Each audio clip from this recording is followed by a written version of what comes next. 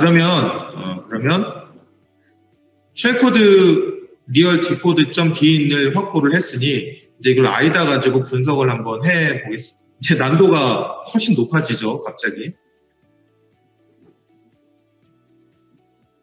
쉘코드 리얼 디코드.bin입니다. 최종적으로 다 복호가 완료가 된 바이너리 파일이 되겠고요. 자, 아이다로 열었죠? 이 아이다 툴 입장에서는요, P 파일이 아니잖아요, 얘가요. P 파일은 이미 P 파일 안쪽에는 뭐 헤더부터 섹션부터 인포트 정보까지 다 아는 구조화된 형태의 자료가 있기 때문에 아이다 입장에서는 이 명령어를 해석하는 게 수월해요. 진입점도 어딘지 엔트리 포인트 같은 걸 정확히 알고 있기 때문에. 근데 이거는 쉘코드는 얘기가 달라요. 아이다 입장에서는 도대체 코드의 실행 시작 지점이죠. 시작 지점이 어딘지도 모르겠고, 그리고 이 90이라는 데이터가 뭐 오퍼레이션인지 아닌지도 사실은 확실하지가 않은 거죠. 지금 이렇게 4개의 단위, 4개죠, 이게. 4바이트 단위로 그냥 데이터 형태를 보여주고 있는 건 아이다가 아직까지는 코드를 제대로 식별하고 해석하지 못해서입니다. 그럼 저희는 뭐라고 하면 되는지 아세요? 아이다한테 강제로 지시하면 돼요. 야, 아이다 너 됐고 여기 있는 거 그냥 강제로 어셈블리 코드로 변환해. 예를 들어서 90이라는 데이터가 처음에 등장하잖아요. 이거 여기는 이제 어셈블리 뷰예요. 어셈블리 뷰인데 헥사뷰로 한번 이동해 보세요. 이렇게. 그럼 우리가 알고 있는 그 909090 시작하는 거 맞아요. 근데 이제 아이다 입장에서는 이걸 어셈블리 코드로 보여주기가 어려운 거죠. 확신도 안 서고요, 실제. 우리가 확신을 주면 됩니다. 아이다한테 딱 지시를 하세요. 자, 여러분들 요 커서를 요 맨 위에다가 두시고, 90이지 않습니까, 여기 맨 위에다 두시고, 그냥 C를 누르세요, C. C가 뭐냐 하면, 여기 보세요. 코드라는 의미입니다, 코드. 그래서 코드로 변환해. 어셈블리 코드로 강제로 변환해. 됐어. 입 다물고 변환해. 이런 의미입니다. 자, 그럼 C를 한번 눌러볼까요? 코드를 변환할까요? 물어보죠. 그래, 변환해. 그럼 이제 아이다 입장에서는 이게 맞는 코드인지 아닌지는 모르겠고 어쨌든 변환하라고 하니 909090부터 이제 변환을 합니다. 90이 노오피라는 코드의 의미를 가지고 있기 때문에 아이다는 그냥 노오피라고 그냥 가르쳐 주는 거예요. 이 90이라는 의미가 어떤 데이터 90인지 아닌지는 얘는 모르죠. 그렇죠? 근데 우리 강제로 야 그냥 변환해. 매핑해. 이렇게 얘기한 거예요. 이해되시죠? 무슨 얘기인지? 얘는 이제 시키는 대로 변환한 겁니다. 근데 이제 이게 올바른 어셈블리 코드인지 기계어 코드인지 여부는 우리가 판단해야 되는 거예요. 이제부터는 우리의 머리와 눈이 일을 해야 되는 겁니다. 근데 이렇게 봤을 때 이거는 올바른 쉘코드라고 보여집니다. 왜 그렇게 보여지냐면 일단 루핑이 보여요. 이렇게 루핑 같은 것들이 보이는데 루핑이 어느 범위 내에서 실제 돌아가는 것 같이 보이고요. 그리고 말이 돼요, 코드들이. 그래서 이 부분의 코드는 XOR, INC, DIC 뭐 이런 명령어들을 여러분들 공부하신 분들은 아시잖아요. 자주 보는 명령어들이고, 그리고 이상하죠? 요 밑에 푸시, 푸컴, 뭐 아웃, 애드 뭐 이런 생판 처음 본 적도 없는 명령어들이 보이잖아요. 이런 명령어들이 보이면 많은 경우 쉘코드에서는 이거 암호화되어 있을 가능성이 매우 높습니다. 이 부분. 이거 암호화되어 있을 가능성 되게 높아요. 이 부분. 그러니까 지금 그림을 그려보면요. 요 밑에 부분은 다 암호화되어 있을 가능성이 높은 부분이고요. 그리고 요 위에 부분은 루프예요. 뭔가 이제 기분이 딱 감이 오시지 않나요? 루핑을 돕니다. 여기서 계속. 루핑을 뺑글뺑글 돌면서 무슨 연산하는 겁니까? 지속적으로 XOR 연산하는 겁니다. 그렇죠? 예, 그리고 여기 포인터예요. 이게 포인터. 이게 포인터인데 이 포인터 값이 이제 계속 바뀌는 겁니다. 데이터. 그래서 지금 뺑글뺑글 이 루프가 돌면서 카운터는 루핑 카운터는 뭘 보면 되냐면 ECX를 보시면 돼요. 인텔 아키텍처 공부해 보셨죠? ECX는 이제 카운터 레지스터지 않습니까? 그래서 예를 들어서 이게 100에서 시작하면은 계속 뺑뺑뺑 돌면서 99, 98, 97, 96 이런 식으로 바뀌고요. 카운터가 돌면서 아까 우리가 포스트스크립트에서 보신 것처럼 포인터가 쭉 이동하면서 이제 XOR 연산을 수행하게 됩니다. 그럼 AL 값이 어떻게 보면 디코딩에 사용할 키 값이 되는 거예요. 우리가 궁금해할 것은 그럼 이 키 값입니다. 이게 무슨 값인지는 지금은 알 수 없어요. 모르죠. 어떻게 알아요? 위에서 세팅이 되죠. 그래서 루핑이 끝나면 결론적으로는 이 부분이 원본 코드가 이제 드러나게 되는 거고요.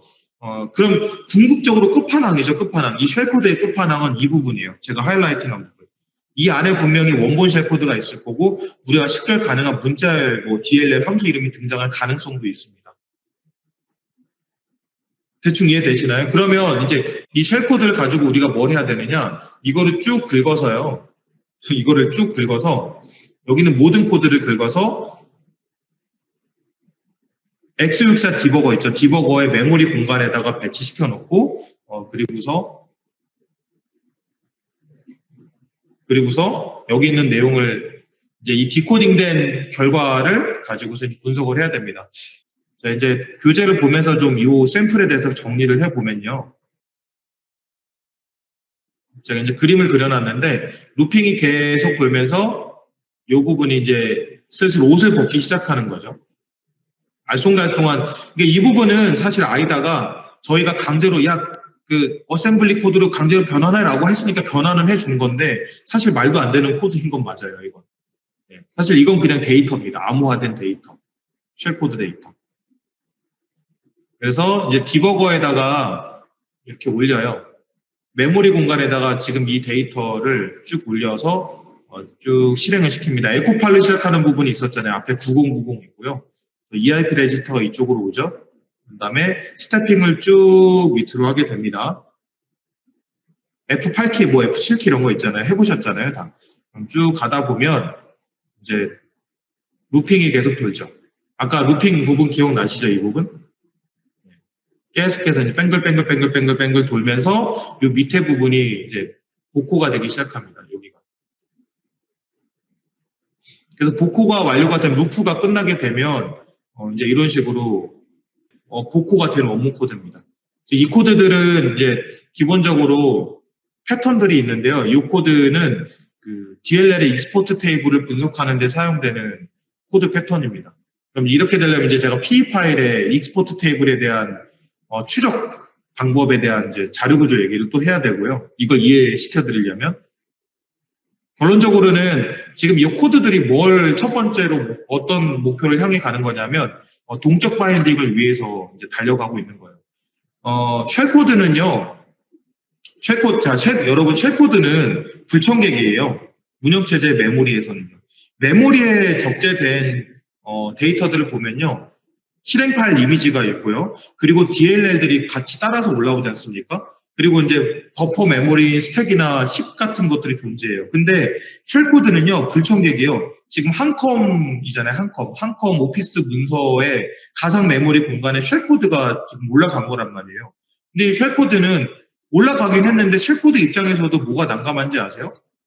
일을 해야 돼요. 쉘코드 입장에서는 네트워크에 접속도 해야 되고 로컬에 파일도 생성을 해야 됩니다. 네트워크 접속하고 파일 생성하는 게 쉘코드 혼자 할 수 있는 일입니까? 당연히 못해요. 운영체제한테 네트워크 접속해주세요, 파일 생성해주세요, 레지스트리 수정해주세요라는 일을 시키려면요, 함수 호출을 해야 됩니다. 그 함수들은 다 어디에 정의되어 있냐면 메모리 상에 있는 DLL 안에 정의가 되어 있어요. 자, 근데 쉘코드 입장에서 바라보세요. 쉘코드가 딱 올라가서 눈을 떠보니까 여기는 이제 메모리 공간인 건 맞는데 지금 쉘코드 입장에서는 현재 자기가 써야 될 인터넷 커넥트 함수라든가 라이트 파일 같은 함수의 위치를 몰라요. 그 함수들이 지금 어디에 있는지 쉘코드 입장에서는 모르죠. 그렇죠? 어떻게 알아요? 덩그러니 이제 텔레포트 한 거예요. 갑자기 이상한 장소로 딱 텔레포트가 됐는데 이제부터 일하고 싶은데 함수들이 어디 있는지를 알 수가 없는 상황. 이게 문제인 거예요. 그래서 쉘코드 입장에서도 지금 내가 쓰고 싶은 함수들의 주소값을 확보를 할 필요가 있고요. 그 주소값을 확보하는 작업을 우리는 뭐라고 부르냐면 바인딩이라고 부릅니다. 바인딩. PE 파일의 경우에는 로더라는 프로그램에 우리가 더블 클릭을 했을 때 바인딩 작업을 알아서 로더가 해주고 실제 함수들의 위치 값들을 IAT라고 부르는 자료 구조에 다 넣어주는데요. 쉘코드는 그런 게 안 돼 있잖아요. 로더가 착하게 쉘코드를 위해 바인딩을 해주지 않잖아요. 그렇죠? 갑자기 얘가 점프해서 올라간 거기 때문에 쉘코드가 스스로 바인딩을 해야 돼요. 어쩔 수 없이. 그래서 그걸 셀프 바인딩이라고 부르고요. 쉘코드는 스스로 셀프 바인딩을 하기 위해서는 메모리상에 둥둥 떠있는 DLL들의 익스포트 테이블을 조사를 스스로 해야 되고요. 스스로 파싱을 해야 될 의무가 있습니다.